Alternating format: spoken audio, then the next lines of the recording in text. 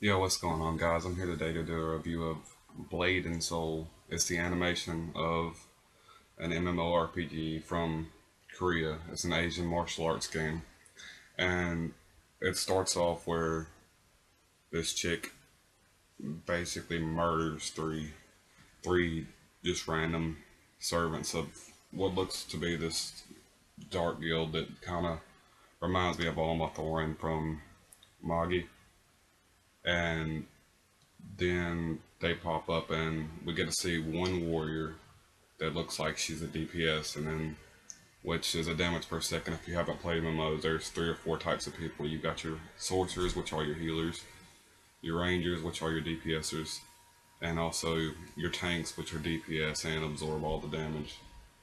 And you got tanks, healers, and DPS. Yeah, that's it. You got tanks, healers, and DPS.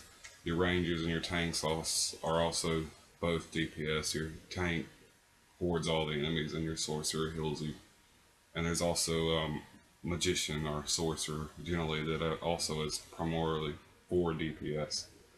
Now we got to see from the beginning. We got to see Gigante, which seems to be the tank. He has some kind of power. When he gets really pissed off, he turns into this demon-looking thing. And we got to see Alka, which to me seems like the main character in the story.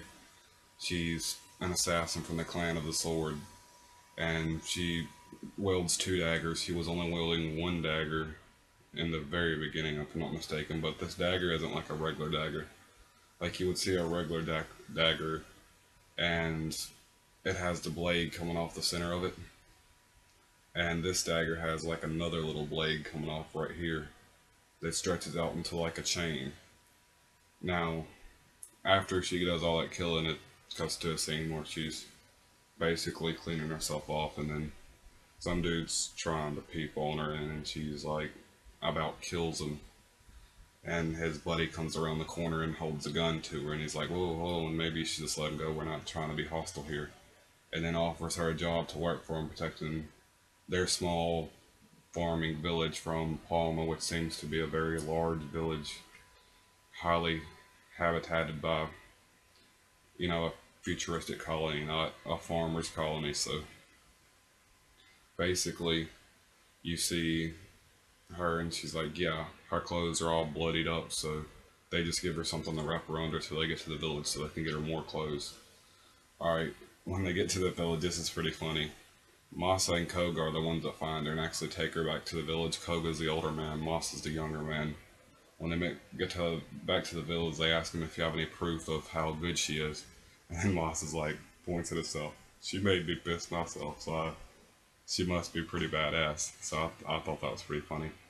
They got up to the actual main leader's hut, and the leader's a girl named Mira.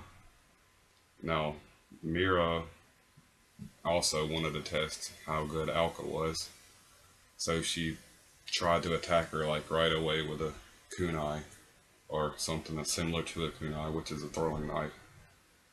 And when she does the attack, Alka dodges her and basically spins around and has the blade to her neck already. And immediately Mira knew that she was actually a killer. She wasn't just somebody who was good with a sword or good at swordplay, because of how reluctantly she put the blade across her neck. So you go on to find out that the next day, well, Alka gets clothes from them and sheaths for her blades, or clothes for them and holders for the sheaths of her blades, so she can have a faster draw. And basically, she's supposed to protect them from the Palma village tomorrow. So the Palma village comes in the very next day and offers to buy the village, and Mira's like, no, we don't want to sell the village. So they obviously immediately start pulling out guns and stuff on them, like, we're ready to resort to violence if you don't want to sell this village. And so they pull the trigger. They're all surrounding them, right? They go to pull the trigger, and at the same time, Aka whips out her blade and then deflects both the bullets, killing the two guys on the side and having a knife to the basically the neck of the one guy in front of him. When Mira screams, "No, stop!" because obviously she doesn't want to cause any more any more war anything that could lead to a war with Palma, because Palma would straight destroy him. Well, the very next, after that, they had a meeting because when the people there saw a butterfly tattoo that Alka had on her, they immediately changed their opinion about her or their looks about her. So the people of the village basically were like, she could be a spy because their whole demeanor changed when they seen her. And if you go back to earlier in the episode, they were actually calling out a bounty for a girl with a butterfly on her episode. Sorry, I missed on her, basically on her body, a butterfly tattoo. So, sorry I missed that, but that's was apparently a very important part. But anywho, what happened was when they seen that, their whole demeanor changed, so they thought that Alka might have been a spy. Well, the next day, the whole Palma village just attacked and destroyed, wiped out the whole little small country village, except for Koga, Masa, and Mira. But Koga, Masa, and Mira went to go help Alka because Alka was still down there fighting the whole Palma village by herself, killing multiple of them.